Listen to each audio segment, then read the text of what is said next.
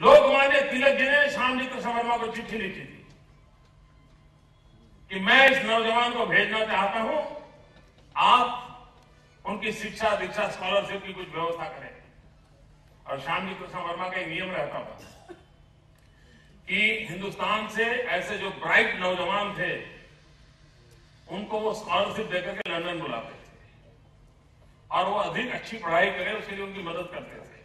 लेकिन एक नियम रखते थे कि ये पढ़ने के बाद कभी भी अंग्रेजों की सेवा नहीं करेगा, ये नियम रहता, उनकी नौकरी नहीं करेगा। और उस समय में और अंग्रेजों की नाक के नीचे लंदन में ऐसा नियम बनाने वाला कितना ताकत रखता होगा तब जाके ऐसा नियम बनाता होगा।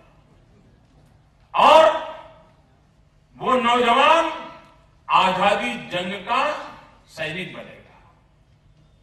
और लोकमान्य तिलक जी के कहने पर सावरकर जी को श्यामजी कृष्ण वर्मा जी ने मदद की।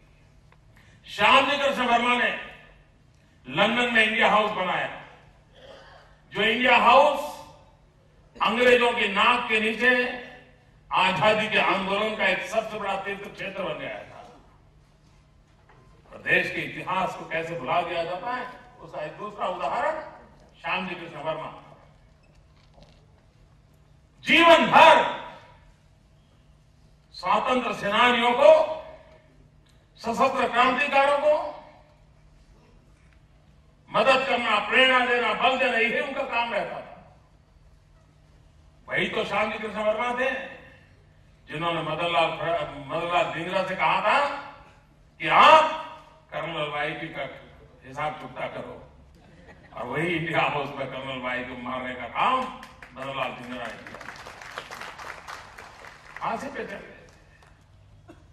यह ताकत श्यामजी कृष्ण वर्मा की थी। वो श्यामजी कृष्ण वर्मा 1930 में उनका स्वर्गवास हुआ और वो लिख करके गए थे कि मेरे मरने के बाद मेरे अस्थि संभाल के रखे जाए।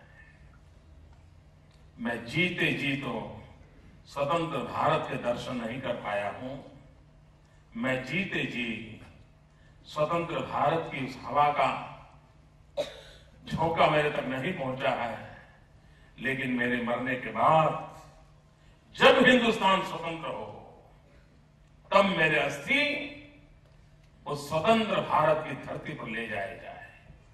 ये इच्छा श्यामजी कृष्ण वर्मा ने 1930 में व्यक्त की थी। 30 में उनका स्वर्गवास हुआ। देश की आजादी के लिए जीने वाले इस व्यक्ति की कथा देखिए। 1947 15 अगस्त के दिन हिंदुस्तान का तिरंगा झंडा फहराने के बाद 16 अगस्त को पंडित नेहरू का पहला काम यह होना चाहिए था कि एक प्रतिनिधि मंडल को वो भेज देते विदेश और श्यामजी कृष्ण वर्मा की अस्थि लेकर के हिंदुस्तान आते और उस वीर पुरुष को सच्ची श्रद्धांजलि देते। नहीं किया। इतना ही नहीं, 73 साल तक 73 ईयर्स ये अस्थि जिनेवा में इंतजार करते रहे कि कोई भारत मां का लाल आएगा और मेरे अस्थि स्वतंत्र हिंदुस्तान में ले जाएगा। भाइयों बहनों, आपके आशीर्वाद से वो सौभाग्य मुझे मिला।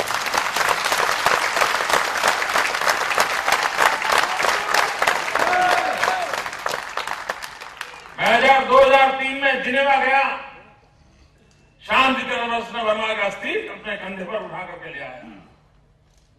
और आज मैं आपसे आग्रह करता हूं, समय निकाल करके कच्छ जाइए।